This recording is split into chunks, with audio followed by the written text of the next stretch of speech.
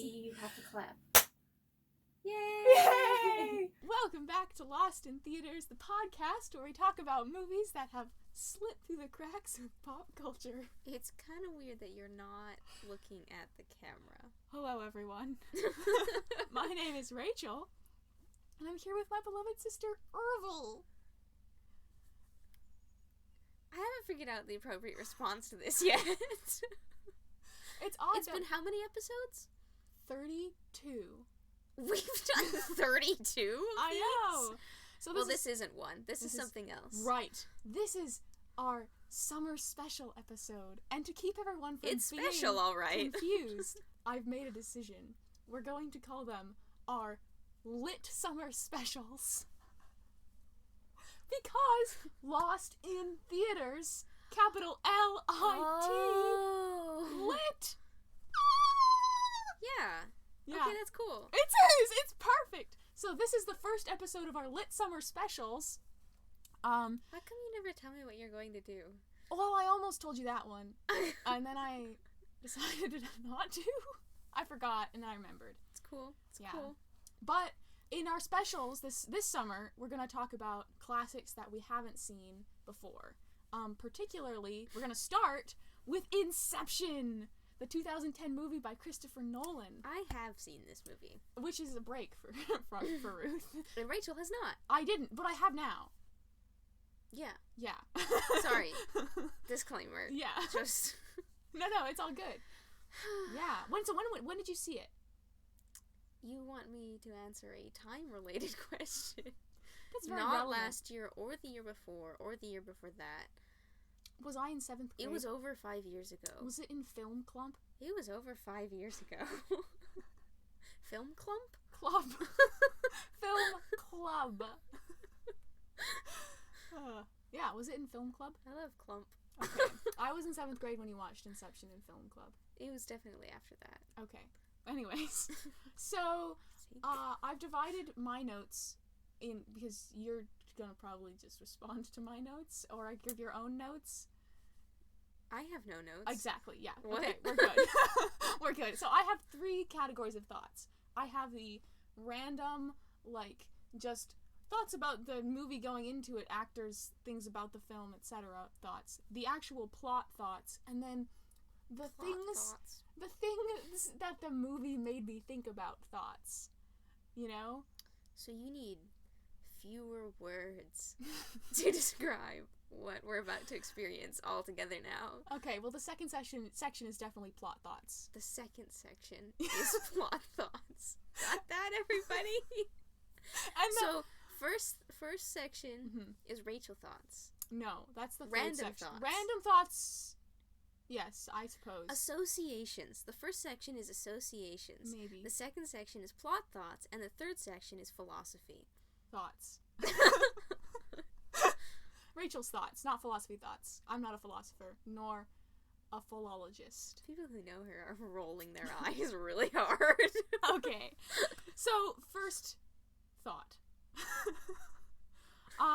I highly prefer dream films to time travel films at this point. I don't think I've ever seen a movie about dreams quite like Inception at this point. I've seen like TV I don't think show. I've ever heard Inception called a dream film. Okay, so I've seen not like hopes and dreams. I've seen movies about, what's the word I'm looking for? I've seen TV show episodes that do like spoofs of dream things. It's really funny watching this because now I understand the cultural conversation about tops and like Inception. Whenever they talk about Inception, the spinning top. Yeah. Whenever people talk about Not Inception, like top. I've always thought Inception was about like dreams, but I didn't know. This was just such a wonderful but anyway, I prefer this far more to time travel movies because time travel movies are just, there's that huge debate about what version of time travel are we using? What if I accidentally run into myself and destroy the time loop? And then and that's just not a question in dream it stuff, isn't. If you run into yourself, it's okay, and it's just it's just some, you can do similar You're things. still traumatized. Yeah. But no. You can do similar things with dream things that you can with time travel, but people are more willing to not talk about the technicalities, which I kind of enjoyed. Yes. Okay. I'm not mocking you. I'm just having focus trouble. It's okay. Well, you know what actually reminded me, of course, is I could see the inspirations of Doctor Strange backwards, other way around. I could see Inception's inspiration on Doctor Strange's visuals, the way that things like Doctor fold. Strange took inspiration from Inception? Yeah, visually. Cool. Or just, generally with the whole,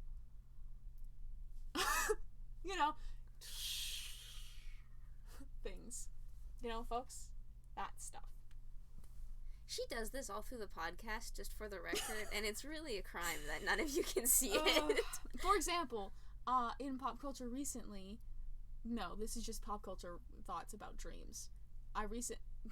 There's a movie coming out with starring Hugh Jackman called Reminiscence. Called Reminiscence. I saw it, just the commercial came out today, and I saw it, and I was like, this is a dream movie.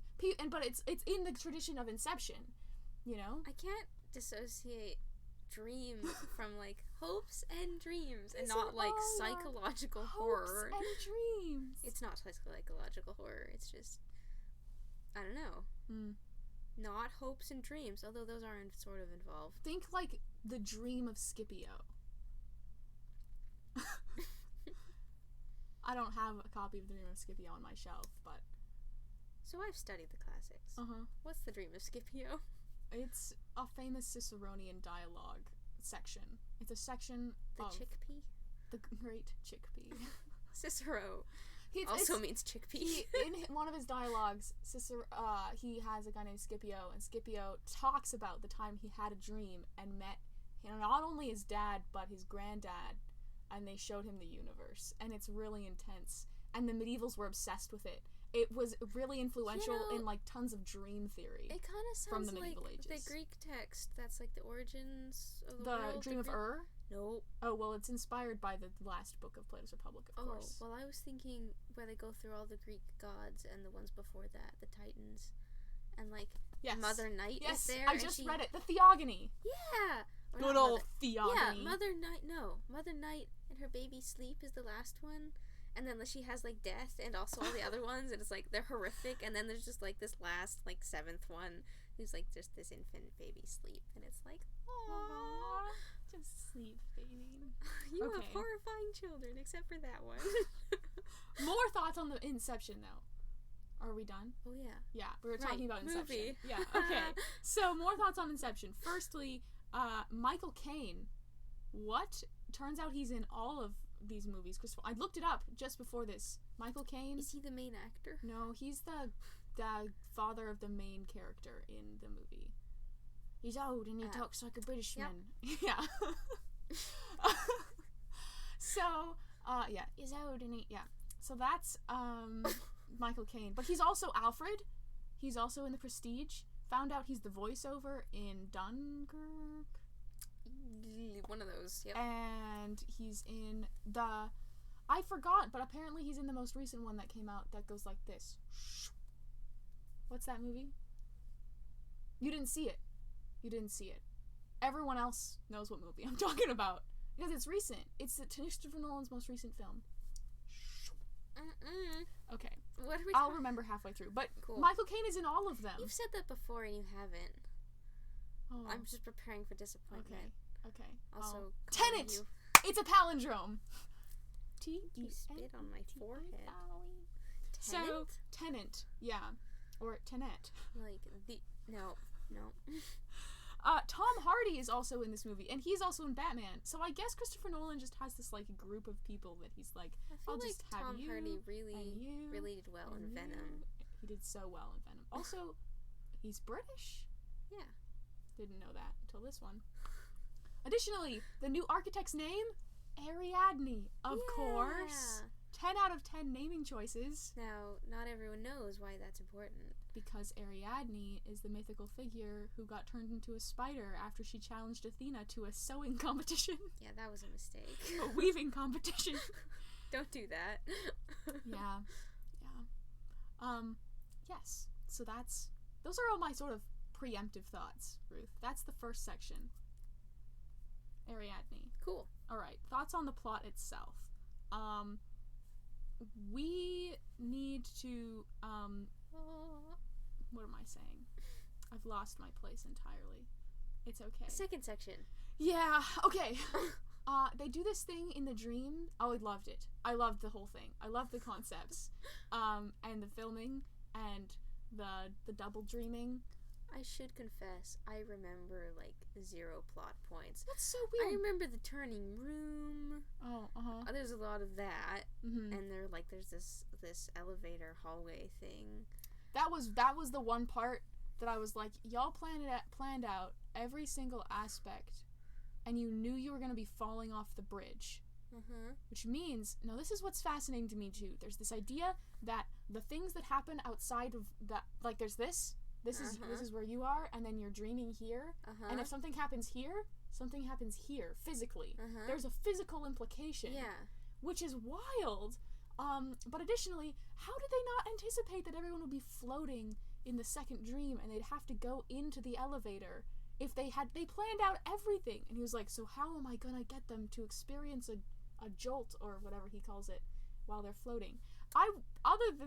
He did a great job thinking on the fly, but I was like, guys, I thought you thought about this. But they clearly had It's a stressful situation. It is. Also, the power of seat belts is real in this movie. There's that one guy who's just driving the whole time, and everyone's like, "Wah!" That's a good point. They're all just wearing their seat belts, and everyone's fine. Yeah. I was deeply impressed with that. Yeah. That was pretty great. Also, we need way more skiing in movies. This just confirmed I remember everything. that too. It was such good skiing. I was so they were just shoo, shoo, shoo. Yeah. Okay. Yeah. Way more. And actually, the only other place I've seen skiing that has just so been just a love letter to skiing, and also a great film thingy, like not like the Olympics, which is clearly a love letter to skiing. I love the Olympics. Don't we all? The Winter Olympics are a lot. But and then there's good movies, but putting them together, there's this show, a short series called The Heavy Water War. Yeah. I'm obsessed with it. I watched it once, and it was just so good. Okay, so there's also great skiing in that, but this skiing, woo! In Inception, I just really loved the skiing so much. Yeah, it was pretty great. Also, they do this thing in the dream called the Mr. Charles. Why is this not a thing more often? Where I tell you, Ruth, that you're actually dreaming. Are you prepared? I'm here to help you. Do you remember how you got here? I'm just saying. It's a lot of potential. Yeah. What? Okay, two thoughts about general confusions. I had 2 points of things that I really struggled to understand. Confused. Okay. Rachel moved on rather rapidly. The assumption is that you've seen the film, in case you hadn't figured that out yet. Sorry if you didn't know. There aren't really spoilers because we're just sort of, you know? I mean, there are spoilers in a different way. Okay, why can't they just leave? Why can't they just leave early? I didn't understand. Is because of all of the... I don't remember. I know. You're so helpful. Wait, next time you have to rewatch the film. I think the next one's gonna be The Godfather. Okay, so... Haven't seen that one. I know. Okay, so there's the idea of, concussive jolts, right? Yes, I remember that. So why... So they have to time everything so that they all get jolted out at the right time. Yes. But why couldn't... So they can't... Well, I guess they can't get a message to the person in the airplane to tell them all to be jolted awake? Also, turbulence. I just right in the second, I realized airplanes have turbulence. But they were under a really heavy sleeping thing, so it's probably okay. It's a natural jolt. Yes. The waking up was all tied to the inner ear water. Yeah. So if you're turbulent... But But not that turbulent. You don't think so? You okay? I'm fine. Okay. I'm fine. Alright. Turbulence. Second thought. Or no, more thoughts on that thought? Oh, okay. Secondly, why did they have to go inside of Leonardo DiCaprio's brain? Or inside of DiCaprio's consciousness to fix the problem? You know? They were in reality on the airplane, and then they went into what's-his-face's dream, the young businessman. Mm-hmm. I call him the young businessman. Then they went into his second dream inside that dream. And then they went into another dream. Mm-hmm. Oh, yes. So the third dream inside the young businessman. And then they went into the dream of DiCaprio, Leonardo, the lead guy himself. You know? And his wife was in there, and it was tragic. Mm-hmm. Yeah. What was the question? Why did they have to do that? Because they had to get... Because doing that, they found, what's his name? The young businessman.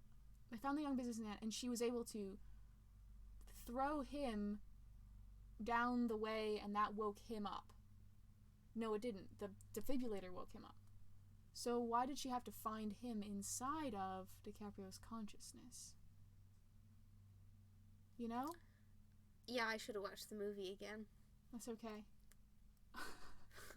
So that's just one of my thoughts. You should know that one of the classic questions is whether or not they actually escaped or not. I know. And it totally wiggled. We're fine. We're totally fine. I have to have solace in the fact that it wiggled, Ruth. At the end with the thing, and it like... Okay, so I made a mistake. I shouldn't have brought it up. I'm saying, they're fine. They've got to be fine. It can't... Okay, so when we get to the third section, I will talk about things. Oh, yep. It looks like we're at the third section. Not quite. Things about thoughts inside dreams. The implication here. Like, the idea that you go in and you can... Because the other guy gets shot. The old businessman. Yes. He gets shot and he's being carried through, right? Mm-hmm. And DiCaprio stays to save him, the old businessman. Alright. So, yes. So there's this implication that you can wake someone up from yes, death by going into their dream and finding them and waking them up inside that dream. Uh-huh. Finally, when they are inside that dream, why does I think the businessman shot him. The opening scene in the penultimate scene, the first scene where he's like, you know, he's like, I only know one man who's ever had this top, and then he's like, he gets the gun and we don't see it happen, but presumably he shoots him. Well, I thought we said that if you die in these dreams, because they were under such heavy sedation, they would fall away. But maybe it was just a jolt, you know? Maybe it was just... Yeah. I just am having these thoughts. Maybe you missed something. I think there was something... Yeah. You think? Yeah. Comment down below. Because I remember puzzling that out, and it did make sense. Really? Yeah. Okay. Which part? The dreams in the dreams part, or the part where you shoot him, gets shot at the end? Where he gets shot at the end, because okay. Yeah, I actually sat down with Dad. Okay. He explained it to me. Well, maybe it's because I said he was wrong, and then it made sense. Per usual. Okay. So that's nice. Those thoughts. Yeah. It's a fun movie to think about a lot. Well, I have fun thinking about it. I know some people... Given that it has a happy ending, of course. Yeah. Because of the wiggle. Clearly it wiggled. Things that you know, Ruth, the thing. I found a new button to push. What is this called? A top! It just is like... Okay, the top.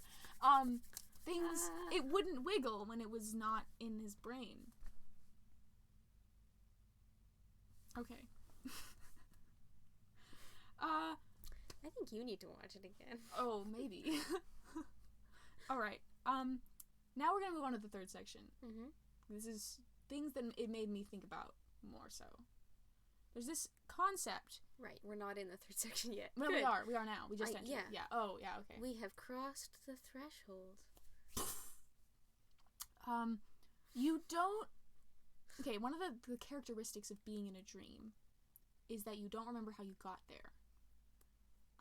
Or you don't. Yeah, you don't remember how you got there, and that it's a sign of a dream. And you know what this reminded me of? Childhood. Yeah, it did. Mm-hmm. And Odysseus. In Media Race. Telemachus. Ah! Yeah. Epics. It reminded me of of epic stories in general. The genre of epic starts in Media Race, in the middle of things, right? And so with this whole film and movies in general, stories often start in the middle of things, and then you see how it develops, or you try to figure out how it goes. But that's also how we're born. Exactly. We can't fix the fact that I bemoan that I wasn't born in alive in 1517. What happened in 1517? 95 Theses in the fracturing of the church. The aggressive. You wanted to be alive for that. I wanted to be there so that I could say something. Say something, I'm giving up on you. Oh my gosh, that's what Martin Luther is singing. Oh, that's awful. Yes, it is. That's what I'm saying. It was such a tragedy. And you know how, we live in the present, and there's nothing we can do about that chaos. And there's this little part of you that's like, if only I had been there. If only I could have done something. It's a little delusional, of course. I'll be honest, I don't think I have that little part. You don't? No, wow. I think my part's like, who am I talking to today? Delusions of grandeur, Ruthie. Delusions of grandeur. That's the Rachelism. I think you may have called me a lot of things in this show, but Ruthie might be the first time you've used it in this show. Oh, also, I wanted to apologize for calling you, I can't remember. You were negative? I think in the very first episode, I was like, you're more of a negative person. And I re-listened to it recently, and I was like, man, that's mean. Anyway, alright, so... We didn't know each other as well back then. Wow. I mean, technically it's true, but it's not like I didn't know you. Anyways. I didn't say that either. That's true. Okay, so... I am more a negative person. Verbally. You were more internally a negative person. That's true. You've told me this. It's true, I am more internally. Okay, but, so there's just this idea that if only we could have been there, but I feel like whenever you're born and whenever you live, I always think of that Gandalf quote, that is not for you to decide, all you have to decide is what to do with the time that's given to you, right? Isn't that only in the movies? No, it's very much in the book. Okay, I underlined it. Except it's in a different place. It's in the first book rather than in That's what Narnia. it is, yes. Yeah. So, there's this tension there between wanting to continually fix things. And so the whole idea of Inception, right? I'm so distracted by your hand gestures. I'm a very emphatic person. Are you okay? The whole idea of Inception, or one of the big ideas is, does it matter if you're living in a dream or not?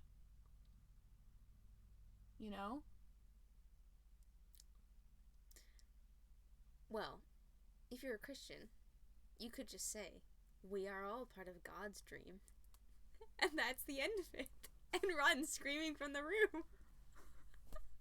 Run fast, because they're coming. They're coming, like so fast. Because that's the thing, right? Is that we are born in the middle of things. Yeah.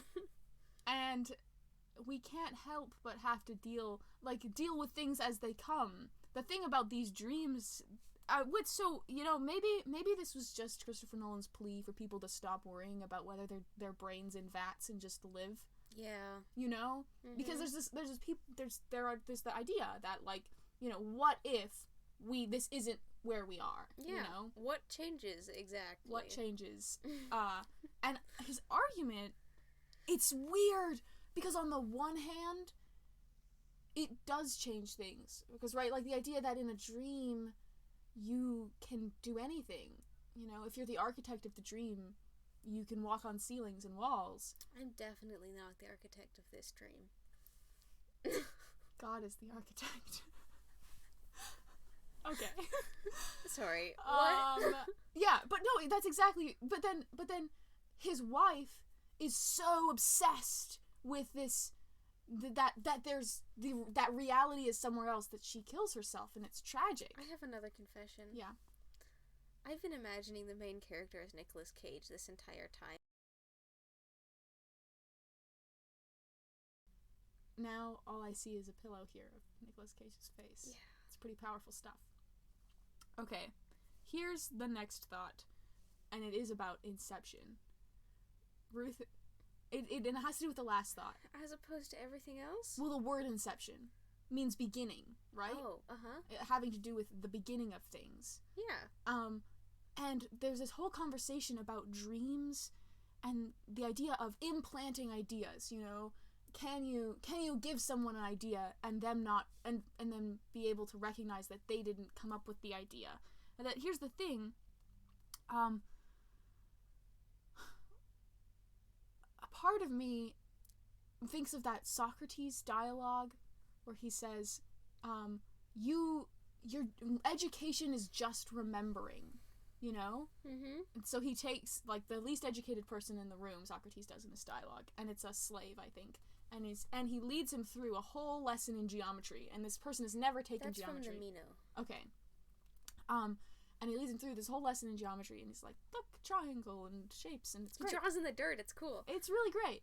And so he says, this whole thing is, you're just remembering stuff, as though you've already learned these things. Mm-hmm. I suppose the other option is that someone has already put those things in your head. Right? Where do our ideas come from? Because here's the thing, either they come from nowhere, like either we generate them, right, ourselves, from scratch. What? Right? Ideas always seem to be stimulated by something else. Exactly. That's what I'm saying. Huh? That's what so I'm saying, like, there's the idea of remembering in education, right? Uh-huh. Well, I'm just saying, like, the idea, it wouldn't be so bad. The way Joseph Gordon-Levitt's character talks about it is he's like, I forgot he was in this movie. Oh my gosh. It's pretty great. It's a stellar cast. Whoa. He says, he's like, our conscious recognizes that it's not our own idea and attacks it. Does he die? Okay, cool. Everyone lives, Yeah. I think. Yeah. Well, Anyway, that's the buddy. that was threatening. No, that's the warble. The warble. Yeah. Okay. So Threatening warble. he says everybody's idea is in their head. He says our conscious recognizes when an idea is not ourselves and attacks it.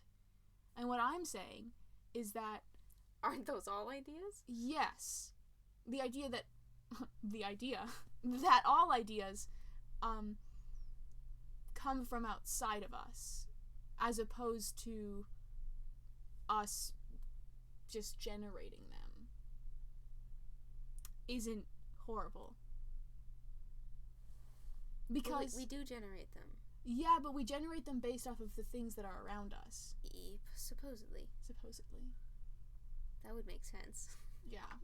He's consistent with neuroscience, which Yeah. is super inconsistent, just for the record. I love it when you say things like that. Really spices up the conversation. No. Was that sarcasm? No, it's reality. Because then what am I supposed to say? Real sarcasm? Where are these... what? Neuroscience? Down the drain? How am I supposed to live?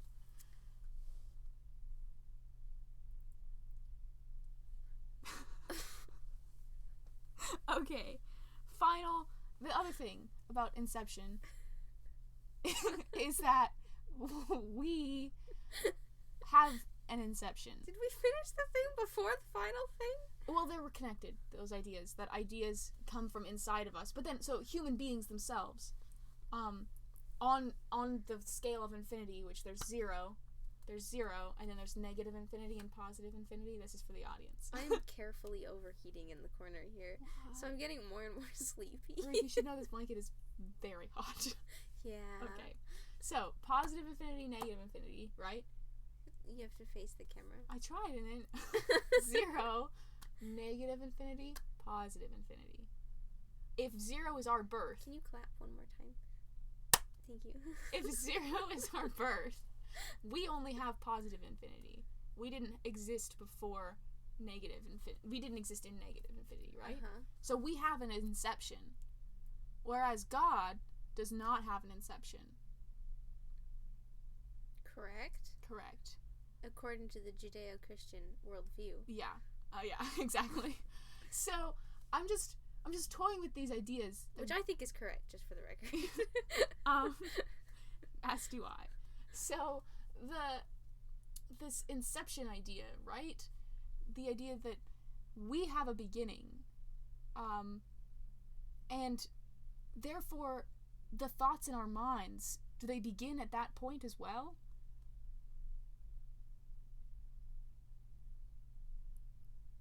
You know? Why do you think they might not? Why do you think they might not start at our inception?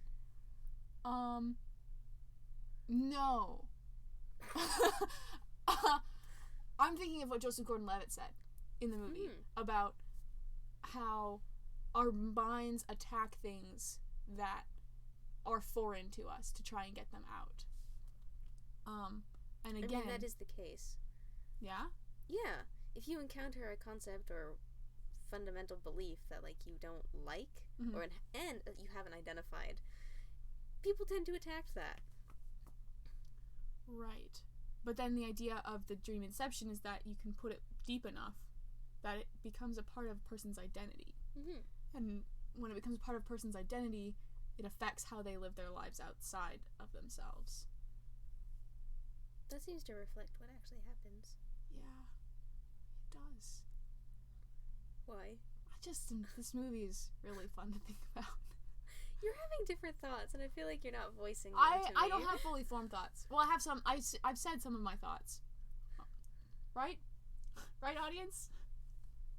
Okay. No! You've said nothing! Okay, so the purpose of this podcast, though, is to start a conversation with films that have existed that are part of canon, right? So that when we talk about movies that people haven't heard about before, we can reference other these movies, right? The canon of films, so that everybody has like a reference for talking about, you know. So the code word is Telemachus.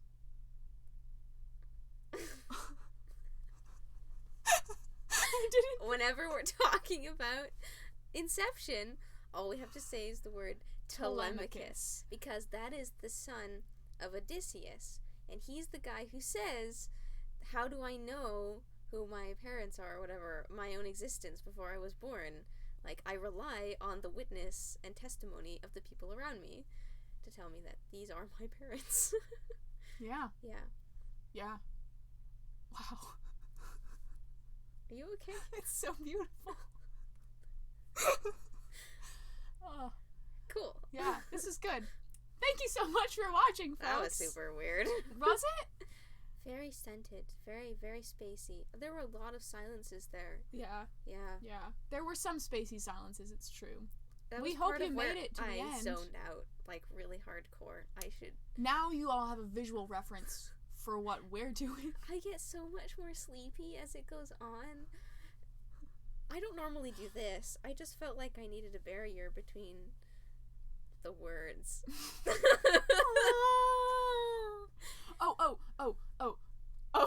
O'Reilly Auto Parts. Oh, that's our ending song, I guess. Layer. Okay, folks. We're closing up. I think this is the end of the episode for now. Thank you for The watching. shop is burning down. Our summer special. It is all around us. The fire.